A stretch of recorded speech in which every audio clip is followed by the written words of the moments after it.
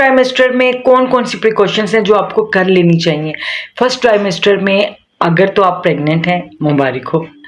First trimester बहुत ही ज़्यादा अहम होता है। इसमें आपने बहुत ज़्यादा डिप्रेशन में नहीं जाना, इसमें आपने बहुत ज़्यादा नहीं खाना, इसमें आपने भूखा नहीं रहना, इसमें आपने थोड़ी थोड़ी देर बाद थोड़ा थोड़ा खाते रहना है। इसमें जूस लीजिए, जूस से बेहतर है फल लीजिए, फल खाइए, शकरकंदी खाइए, सलाद खाइए। जितने भी प्रिजर्वेटिव फूड्स हैं जो डब्बों में आते हैं, टीन में आते हैं, उसको यूज़ ना कीजिए।